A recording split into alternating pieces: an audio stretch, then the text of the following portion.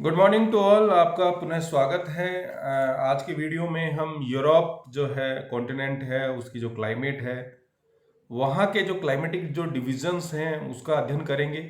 पूर्व के वीडियो में हमने जो फिजियोग्राफी है, जो जियोलॉजिकल जो डेवलपमेंट है, वहाँ की जो ड्रेनेज है उसका हमने अध्ययन किया। और जब हम क्लाइमेट की बात करते हैं तो किसी भी क्षेत्र की जो क्लाइमेट होती है उसके ऊपर जो विभिन्न जो कारक होते हैं उनका प्रभाव पड़ता है। उनकी बात आज हम यूरोप के संदर्भ में करेंगे। साथ ही जब हम क्लाइमेट की बात करते हैं, जलवायु की बात करते हैं, तो हमें समझना चाहिए कि जो एक दीर्घकालिक जो जलवायु की जो कारक होते हैं, चाहे वो तापमान हो, आर्द्रता हो, वायु राशियाँ हों, उन सब चीज़ों का यहाँ हम अध्ययन करते हैं। और उस लंबे टाइम पीरियड के बाद जो एक स्थिति किसी क्षेत्र विशेष के निकल के आती है उसी को हम जलवायु के अंतर्गत शामिल करते हैं। जबकि हम मौसम की जब हम बात करते हैं तो वो बहुत शॉर्ट टाइम पीरियड के जो जलवायु, तापमान, आर्द्रता के कारकों का, क्योंकि जलवायु और मौसम दोनों के जो कारक होते हैं वो दोनों समान होते हैं। अब किसी भी क्षेत्र की जो जलवायु होती है उसके ऊपर जो विभिन्न जो कारक होते हैं, चाहे वो अक्षांशीय स्थितियां हों या उनकी जो ज्योग्राफिकल जो लोकेशन होती है कि समुद्र तटीय क्षेत्र पर है, उन चीज़ों का प्रभाव पड़ता है। जो परमानेंट जो विंड्स होती हैं, जो प्लेनेटरी विंड्स जो होती हैं जिनकी हम बात करते हैं, चाहे वो ट्रेड विंड्स हो, चाहे वेस्टर्लीज हो, चाहे वो पोलर विंड्स हो, उनकी जो क्षेत्र होते हैं उसके अंतर्गत जो आते हैं उनका प्रभाव पड़ता है। जो सूर्य की जो स्थितियाँ पृथ्वी के संदर्भ में जो सदर्न और नदर्न हेमिस्फीयर के संदर्भ में जो चेंज होती हैं, जिसके कारण विभिन्न प्रकार के जो मौसम जो बनते हैं, उन सब चीज़ों का जो प्रभाव है किसी भी क्षेत्र की जलवायु के ऊपर हमें देखने को मिलता है। साथ ही विभिन्न क्षेत्रों के अंदर जो जल होता है उसके अंदर जो धाराएं होती हैं, जो करंट्स होती हैं, ओशनिक जो करंट्स होती हैं, उनकी जो प्रवाह क्षेत्र जहाँ से वो आ रही हैं, उन सब चीज़ों का भी जो प्रभाव है किसी क्षेत्र की जो जलवायु है उसको निर्धारित करने में महत्वपूर्ण योगदान होता है। जब हम यूरोप की बात करते हैं तो हमने इनके जो अक्षांशीय विस्तार की जब हमने आपसे यूरोप की एक जनरल जो चर्चा हमने की थी, तब आपको बताया था कि यूरोप जो है उसका जो विस्तार है वो 35 डिग्री उत्तरी अक्षांश से 70 डिग्री उत्तरी अक्षांश तक जो आपका जो लैंड है उस भाग का जो विस्तार है हमें देखने को मिलता है। यानी जो यूरोप जो है पूरी तरह एक तरह से जो टेम्परेट जो जोन होता है, जो शीतोष्ण जो क्षेत्र होता है उसके अंतर्गत आता है, या कहें कि इसका जो नदन जो पार्ट होता है वो तो शीत कटिबंध के अंदर भी जो है उसके अंतर्गत उसको शामिल किया जाता है। तो अक्षांशीय जो विस्तार है उसका यहाँ प्रभाव इसकी जो जलवायु है और इसकी जो भौगोलिक स्थिति, हमने ये भी कहा था जो पूरा जो यूरोप जो कॉन्टिनेंट है वो एक पूरा ही एक प्रायद्वीप के रूप में शामिल किया जाता है। तब हमने कहा था कि इसके नदन में अंदर आर्कटिक सी है, सदन में आपके भूमध्य सागर है, जबकि पश्चिम के अंदर अटलांटिक जो सी है उसकी स्थिति देखने को मिलती है। तो जो सागरीय जो प्रभाव है वो भी यहाँ यूरोप की जो जलवायु है उसके ऊपर देखने को मिलता है। तो ये जो प्रायद्वीपीयता की जो स्थिति यूरोप की हम देख पा रहे हैं वो इसके पूरे जो पश्चिम जो भाग है जिसका संबंध जो अटलांटिक महासागर से जुड़ा हुआ है, या वहाँ के चाहे वो बाल्टिक हो या बोथनिया की खाड़ी हो या बिस्के की खाड़ी हो या नदन जो सी है उसकी हम बात करें, तो उन सब चीज़ों का प्रभाव इसके पश्चिम जो तटवर्ती जो क्षेत्र है जिसको हम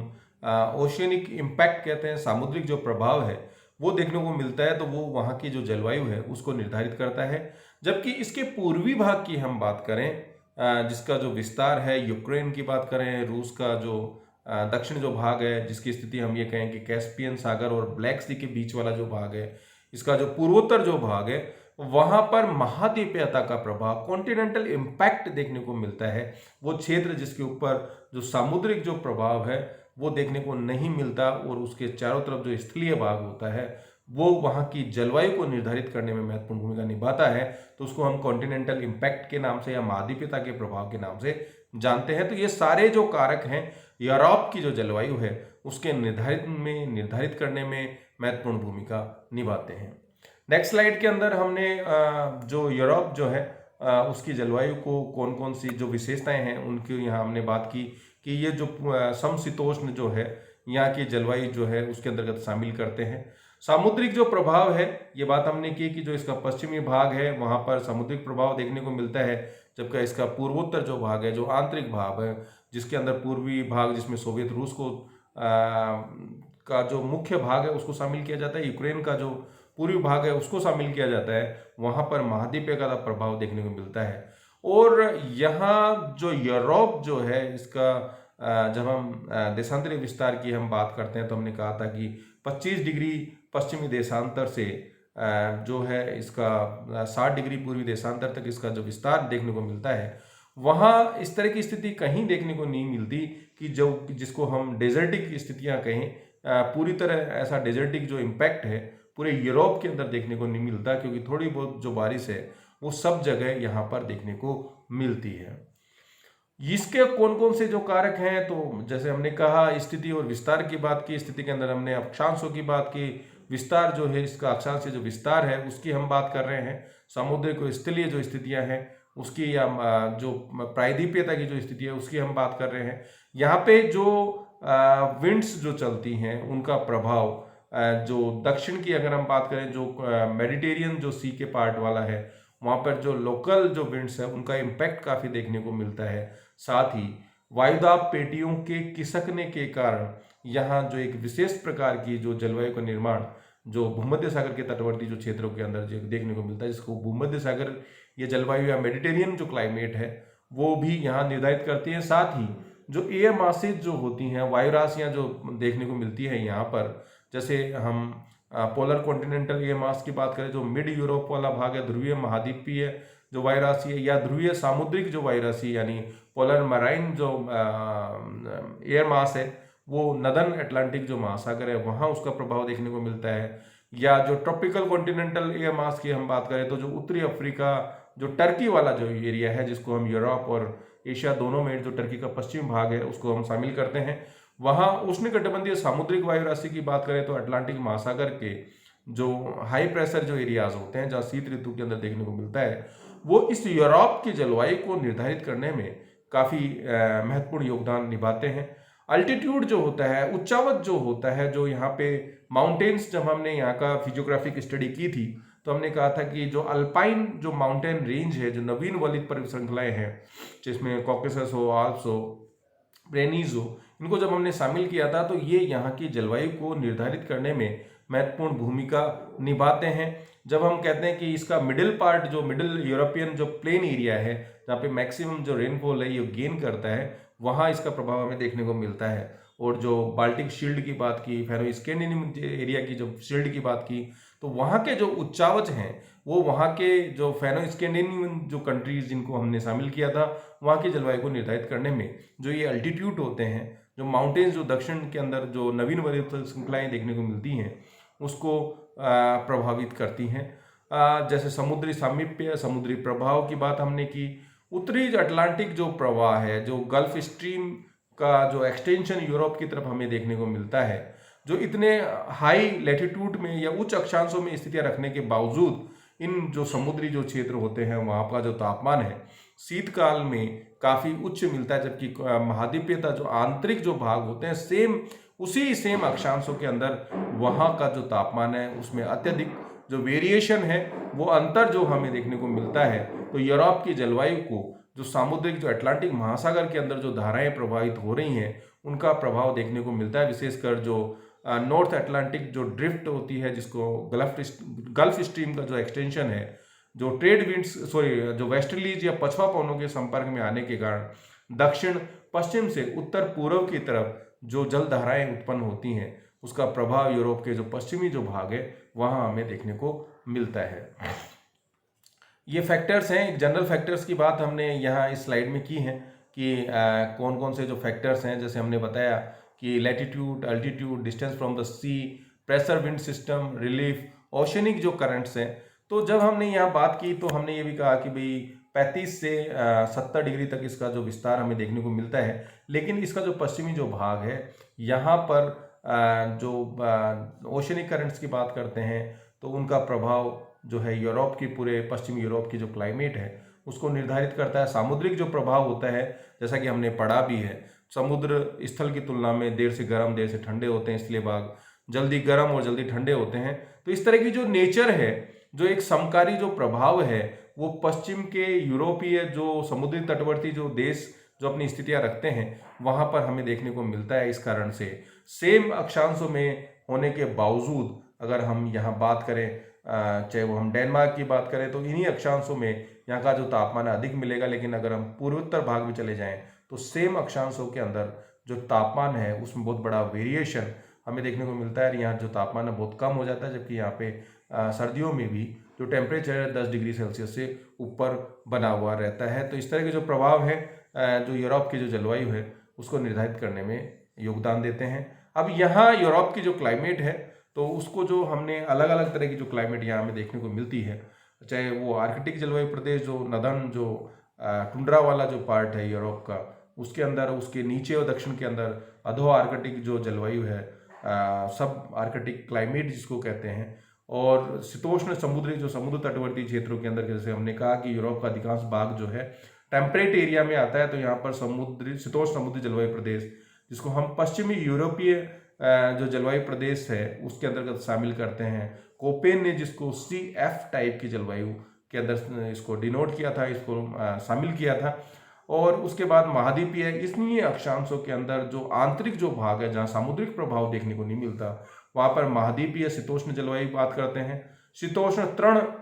स्थलीय जलवायु प्रदेश जो शुष्क होती हैं, लेकिन उनको हम मरुस्थलीय नहीं कह सकते। उस तरह की जो क्लाइमेटिक जो कंडीशंस है उतनी वर्स्ट स्थिति में देखने को नहीं मिलती। और भूमध्य सागर के तटवर्ती जो क्षेत्र है, जहां हमने पूर्व में भी कहा कि यहाँ पर जो प्रेशर बेल्ट्स के शिफ्ट होने से एक स्पेसिफिक तरह की क्लाइमेट जो मिलती है, जिसको हम CS टाइप की जलवायु कहते हैं, जहाँ वर्षा जो है ग्रीष्म काल में ना होकर शीतकाल में होती है। और पर्वतीय जलवायु जो दक्षिण के जो उच्चावच हमें देखने को मिल रहे हैं, या बाल्टिक शील्ड या फेनो-स्कैंडिनेवियन शील्ड के अंदर जहाँ अल्टीट्यूड ज़्यादा है, वहाँ की जो विशिष्ट प्रकार की जो जलवायु होती है। इस तरह से यूरोप के अंदर जो 7 प्रकार की जो जलवायु है हमें देखने को मिलती है। इस नक्शे के अंदर हमने उन्हीं चीज़ों को समझाने की कोशिश भी की है कि जो अलग अलग तरह की जो जलवायु यहाँ हम देखने को मिल रही है, ये जो ब्लू कलर है उसको हमने टुंड्रा के अंदर शामिल किया है। ये सब आर्कटिक एरिया है, जिसको इस यहाँ इस कर्सर से हमको दिखा रहे हैं आपको। ये जो मैदानी जो एरिया है, इसका जो पूर्वी जो भाग है उसके अंदर हमने जो ह्यूमिड कॉन्टिनेंटल जो इम्पैक्ट है वो देखने को मिलता है। जबकि पश्चिम के अंदर जो तटवर्ती, चाहे वो डेनमार्क हो, पेरिस जो वो बेल्जियम हो, जर्मनी फ्रांस का पश्चिम भाग हो, स्पेन का उत्तरी भाग हो, या UK की हम बात करें, तो उनको यहाँ हमने जो ह्यूमिड ओशनिक जो क्लाइमेट है, जो सामुद्रिक जो जलवायु है, उसका प्रभाव हमें यहाँ देखने को मिलता है, जिसको डार्क ग्रीन उससे हमने दिखाया है। यहाँ जो सब ट्रॉपिकल ड्राई जो क्लाइमेट है उसकी हमने बात, ये सब सेमी एरिड एरियाज है जो हमने जो कैस्पियन और ब्लैक सी के बीच के अंदर जो स्थिति रखता है, इसको हम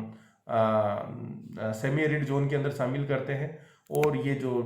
ऑरेंज कलर के अंदर हमने यहाँ जो स्पेसिफिक जो मेडिटेरियन जो क्लाइमेट है जिसकी हमने बात की, उसको शामिल किया जाता है। ये जो माउंटेन एरियाज हैं, तो माउंटेन टाइप की जो क्लाइमेट है उसको हमने यहाँ इस डायग्राम के अंदर हमने उन चीज़ों क्लाइमेटिक जो डिविजन्स हैं उनको यहाँ दिखाने की हमने कोशिश की है। सी जो स्थितियाँ हैं वो भी हमें पता होना चाहिए। बाल्टिक सी है, ये नॉर्थ सी है, ये नॉर्वेजियन सी है, बिस्के खाड़ी है, ये मेडिटेरियन सी है, और ये ब्लैक सी है, और ये इधर कैस्पियन सी है। एक अन्य नक्शे के अंदर इनको हमने दिखाया है कि ये नीचे मेडिटेरियन जो है येलो कलर से हम दिखा रहे हैं। कॉन्टिनेंटल क्लाइमेट जो आंतरिक भागों में या पूर्वी भागों के अंदर डार्क ग्रीन के अंदर अटलांटिक क्लाइमेटिक जो समुद्रिक जो प्रभाव है हमें देखने को मिलता है। यहाँ लाइट पिंक कलर से हमने पोलर जो क्लाइमेट है, जो आर्कटिक जो टाइप की जो क्लाइमेट है, और ये ब्लू कलर से हमने जो माउंटेनियस रेंज है या कॉकेसस की बात करें या आल्प्स की बात करें, या जो बाल्टिक शील्ड के अंदर जो उच्चावच हमें जो कैलेडोनियन टाइप पीरियड के जो उच्चावच यहाँ पे हुए थे वहाँ की बात करें तो ये माउंटेन क्लाइमेट मिलेगी। और सब ट्रॉपिकल जो क्लाइमेट की हम बात करें तो ये जो रेड कलर से हमने आपको यहाँ दिखाया है वो इसके अंतर्गत शामिल किया जाता है। तो अब यदि इन क्लाइमेटिक जो पार्ट्स हैं उसको अगर हम एक एक चीज़ का अगर हम थोड़ा थोड़ा एक्सप्लेन करना चाहें, तो आर्कटिक जो क्लाइमेट है जिसकी हमने बात की, तो आर्कटिक जो पार्ट है इसकी जो स्थिति है वो यूरोप का जो उत्तरी जो भाग है, जो एक तरह से हम कहें कि टुंड्रा वाला जो क्षेत्र है उसके अंदर इसको शामिल किया जाता है। और यहाँ का जो तापमान है वर्ष भर काफ़ी निम्न तापमान रहता है, और सर्दियों के अंदर जो तापमान है वो माइनस में चला जाता है, या ये कहें कि ग्रीष्म काल का जो तापमान भी 12 डिग्री सेल्सियस से ज़्यादा नहीं होता। इसके अंदर विशेषकर जो आइसलैंड है, उत्तरी फिनलैंड है, रूस का जो उत्तरी भाग है, उसको इस आर्कटिक जलवायु प्रदेश के अंदर जो है हम शामिल करते हैं। यहाँ पे जो ग्रीष्म ऋतु है लगभग नहीं होती है, क्योंकि यहाँ पे इतना तापमान होता ही नहीं है। दूसरी जो है जिसको हमने अधो आर्कटिक क्लाइमेट जो कहा है, इसकी स्थिति आर्कटिक जो जलवायु प्रदेश है उसके दक्षिण में होती है। और आर्कटिक जलवायु प्रदेश के कंपैरिजन में यहाँ का जो टेम्परेचर है थोड़ा अधिक होता है, और जो गर्मियों का जो टाइम होता है, सूर्य की स्थिति जो नदर्न हेमिस्फीयर में होती है, तो वहाँ जून जुलाई का जो टेम्परेचर है वो 18 डिग्री सेल्सियस तक पहुँच जाता है। और इसका जो एक्सटेंशन है वो आर्कटिक जो जलवायु है उसके कंपैरिजन में बड़े क्षेत्र के अंदर देखने को मिलता है। और ये कहें कि यहाँ पर अगर हम एयर मास की बात करें तो यहाँ पोलर कॉन्टिनेंटल एयर मास का जो ओरिजिन है वो इसी अधो आर्कटिक जो है जो क्लाइमेटिक जो एरिया है वहीं से होता है। तीसरी जब हम बात करते हैं शीतोष्ण समुद्री जलवायु या पश्चिम यूरोपीय जलवायु की हम जब बात करते हैं, इसे शीत समुद्री जलवायु भी का कहते हैं, क्योंकि ये जो एरिया है जो समुद्री जलवायु प्रदेश है इसकी स्थिति जो है समुद्र से लगी हुई होने के कारण यहाँ का जो टेम्परेचर है उसमें बहुत ज़्यादा वेरिएशन हमें देखने को नहीं मिलता सामुद्रिक प्रभाव के कारण। और इसका जो विस्तार हम बात करते हैं, कोल्ड टेम्परेट ओशनिक या वेस्ट यूरोपियन क्लाइमेट रीजन की हम बात करते हैं, इसका विस्तार जो है ब्रिटिश द्वीपपुंज के ऊपर, पश्चिमी फ्रांस के ऊपर, उत्तरी स्पेन, बेल्जियम, नीदरलैंड, डेनमार्क, पश्चिमी जर्मनी, दक्षिण जो स्कैंडिनेवियन जो कंट्रीज हैं उसके अंदर, और इस क्षेत्र के ऊपर जब जब हमने कहा था कि जो नदर्न अटलांटिक जो ड्रिफ्ट है या गल्फ स्ट्रीम का जो एक्सटेंशन जो वेस्टर्लीज करंट्स के कारण होता है उसका अत्यधिक प्रभाव देखने को मिलता है। इसी कारण से इन उच्च अक्षांशों में स्थिति होने के बावजूद जो नदर्न अटलांटिक जो ड्रिफ्ट है या गल्फ स्ट्रीम का जो एक्सटेंशन है वो गर्म जलधारा है, उसका प्रभाव यूरोप के जो पश्चिमी भाग है वहाँ के टेम्परेचर को इंक्रीज करने में महत्वपूर्ण योगदान रहता है। यही कारण है कि यह सर्दियों का जो टेम्परेचर है वो 5 से 8 डिग्री सेल्सियस बना हुआ रहता है। नहीं तो जो कॉन्टिनेंटल इम्पैक्ट वाले जो एरियाज है इन्हीं सेम अक्षांशों के अंदर जो यूरोप के जो आंतरिक भाग है वहाँ का जो टेम्परेचर है जनवरी के अंदर माइनस में चला जाता है। जुलाई के अंदर यहाँ का टेम्परेचर 15 से 18 डिग्री सेल्सियस हमें देखने को मिलता है। अब हम बात करें कॉन्टिनेंटल टेम्परेट रीजन की बात करें, महाद्वीपीयता की प्रभाव की, यानी सेम शीतोष्ण समुद्री जलवायु प्रदेश के जो पूर्वोत्तर जो भाग है, जो आंतरिक भाग है, जो समुद्र से दूर है, वहाँ की हम जब बात करते हैं तो यहाँ पर जो है टेम्परेट जो क्लाइमेट है, शीतोष्ण जलवायु का प्रभाव काफ़ी अधिक देखने को मिलता है। यहाँ जो सर्दियों के अंदर जो ठंड होती है वो तेज़ होती है, गर्मियों में जो टेम्परेचर होता है वो कंपैरेटिवली अधिक होता है। लेकिन जो वर्षा की अगर हम बात करें तो जो शीतोष्ण समुद्री जलवायु प्रदेश है, समुद्रिक नज़दीक होने के कारण साथ ही जो पश्चिमी पछुआ जो पवनें आती है, वेस्टर्लीज जो आती हैं, तो पश्चिमी यूरोप के जहाँ समुद्री जलवायु प्रदेश की बात करते हैं वहाँ अत्यधिक वर्षा होती है, जहाँ 100 से 200 सेंटीमीटर। लेकिन जो आंतरिक जो कॉन्टिनेंटल टेम्परेट रीजन है या महाद्वीपीय शीतोष्ण जो प्रदेश होता है वहाँ वर्षा जो होती है काफ़ी कम होती है। शीतोष्ण जो ग्रासलैंड की बात करें, तरणस्थली की बात करें, तो ये जो एरिया है इसको हम जो ब्लैक सी है और कैस्पियन सी है उसके मध्य एरिया को शामिल किया जाता है। यहाँ वर्षा जो होती है काफ़ी कम होती है सॉरी 50 सेंटीमीटर से के लगभग या उससे भी कम वर्षा होती है। और यहाँ तापमान में जो ड्राई स्थितियाँ हमें देखने को मिलती है, और गर्मी में तापमान के अधिकता होने से यहाँ जो क्लाइमेटिक या वेदर जो कंडीशंस होती हैं वहाँ अस्थिरता की स्थितियाँ भी हमें देखने को मिलती है। और जब हम भूमध्य सागरीय प्रदेश की हम बात करते हैं तो जैसे हमने पूर्व में भी आप लोगों को बताया कि जो ये एरिया होता है इसको मेडिटेरियन जो क्लाइमेट है उसके अंतर्गत शामिल किया जाता है। और ये एक विशिष्ट प्रकार की जलवायु है जिसका निर्माण, क्योंकि जो यूरोप है उसका दक्षिणतम पॉइंट की हम बात करें तो 35 डिग्री जो अक्षांश रेखा है वहाँ से गुजरती है। तो इन अक्षांशों के अंदर जब ये ग्रीष्म ऋतु में होते हैं ये भाग, तो यहाँ ये जो एरियाज होते हैं ये ट्रेड विंड के अंतर्गत आ जाते हैं। लेकिन अगर ये हम बात करें तो अगर गर्मियों की हम बात करते हैं तो यहाँ पर जो ट्रेड विंड है उसका जो प्रभाव है वो ज़्यादा देखने को मिलता है। लेकिन जब शीतकाल की हम बात करते हैं तो शीतकाल के अंदर जब जो वायुदाब जो पेटियां हैं वो दक्षिण की तरफ खिसक जाती हैं, तो यहाँ जो ये एरिया है ये पछुआ जो पवनें होती हैं उनके संपर्क में आ जाता है, जिसके कारण यहाँ वर्षा ग्रीष्म काल में ना होकर जो है शीतकाल में होती है। तो एक स्पेसिफिक क्लाइमेट है जो भूमध्य सागर के नज़दीक वाले जो क्षेत्र है वहाँ देखने को मिलती हैं। ग्रीष्मकाल का जो तापमान जो होता है यहाँ पे वो काफ़ी होता है, 20 से 27 डिग्री सेल्सियस देखने को मिलता है, लेकिन शीतकाल में 4 डिग्री से 10 डिग्री सेल्सियस। और ये जो एरिया है भूमध्य सागरीय जो जो क्षेत्र है ये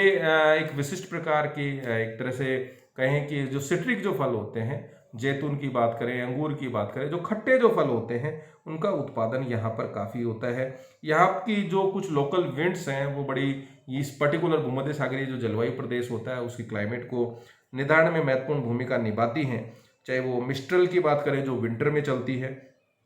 फोन की बात करें जो भी विंटर में चलती है, बोरा जो है वो भी विंटर में चलती है, जबकि लेविस से सिरक्को जो लोकल जो विंड्स हैं यहाँ पर वो स्प्रिंग के अंदर यहाँ पर जो प्रवाहित होती हैं। और जो सबसे लास्ट की जो क्लाइमेट है यहाँ की, जिसकी हमने पर्वतीय क्लाइमेट की बात की, तो वो जो पर्वतीय जो क्लाइमेट है वो यहाँ के निर्धारण में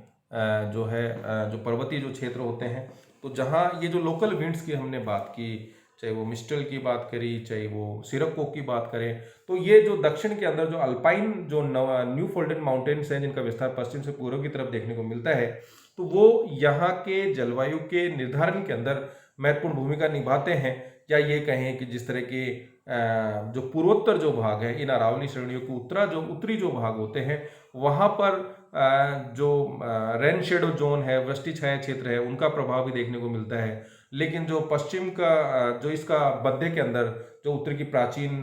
जो भूभाग है और दक्षिण के अंदर नवीन परिवर्तन श्रृंखला के मध्य के अंदर जो यूरोप का जो मैदानी भाग है जिसका विस्तार पश्चिम से पूर्व की है, वो पछुआ पवनों के कारण यहाँ पर सी एफ टाइप की क्लाइमेट, एफ का मतलब जहाँ वर्षा जो है पूरे वर्ष भर होती है, उस तरह का प्रभाव हमें देखने को मिलता है। अल्टीट्यूड जो होता है, जो पर्वतीय जो क्षेत्र होते हैं यहाँ पर, जो आल्प्स हो, कोकेसस हो, उनकी अगर हम बात करें तो वहाँ जो अल्टीट्यूड के हिसाब से ऊपरी भागों के अंदर जो टेम्परेचर है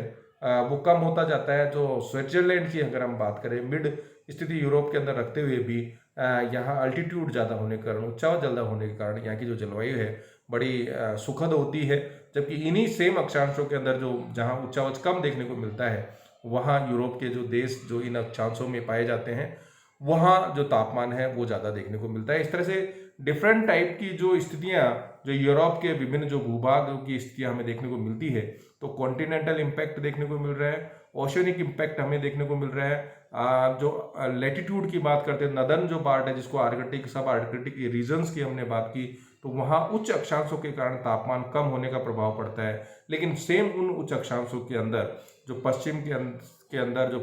पश्चिम से पूर्व की तरफ जो नॉर्थ अटलांटिक जो ड्रिफ्ट है, उत्तरी अटलांटिक जो प्रवाह है, उसका यहाँ की जो क्लाइमेट है उसके ऊपर अत्यधिक प्रभाव देखने को मिलता है शीतकाल के अंदर। इसके कारण यहाँ गर्म जल के आने के कारण यहाँ का तापमान ज़्यादा गिर नहीं पाता। और जो प्रेशर बेल्ट्स की जो शिफ्टिंग होती है, सबसे ज़्यादा जो उसका प्रभाव देखने को मिलता है वो भूमध्य सागरीय जलवायु के अंदर देखने को मिलता है। चूंकि ग्रीष्म ऋतु के अंदर जो भूमध्य सागरीय जो एरिया होता है ये व्यापारिक हवाओं के संपर्क में आता है। चूंकि व्यापारिक जो हवाएं होती हैं वो उत्तर पूर्व से दक्षिण पश्चिम की तरफ चलती है, स्थलीय भागों से आती हैं, तो वो शुष्क होती हैं, वर्षा नहीं कर पाती। लेकिन जब सदर्न हेमिस्फीयर में सूर्य की स्थिति होती है, यानी सूर्य जब मकर रेखा पे होता है, तो यहाँ शीतकाल की स्थितियाँ होती हैं। तो दक्षिण की तरफ जब वायुदाब पेटियाँ नीचे की तरफ खिसकती है, तो यूरोप का ये जो मेडिटेरियन वाला जो भाग है वो जो पछुआ पवनें जो होती है, वेस्टर्लीज जो होती हैं, जो पश्चिम से पूर्व की तरफ चलती हैं, समुद्र की तरफ से वो आती हैं, तो जिनके कारण साइक्लोन्स भी आते हैं, उनके कारण यहाँ पर जो बारिश होती है। तो इस तरह से जो विभिन्न जो कारक हैं यहाँ यूरोप की जो क्लाइमेट है उसके निर्धारण में महत्वपूर्ण भूमिका निभाते हैं। आपको कोई भी क्वेरीज हो आप मैसेज बॉक्स में डाल सकते हैं। आप लोगों को अगर वीडियोस आते हैं लाइक कीजिए, सब्सक्राइब कीजिए। धन्यवाद।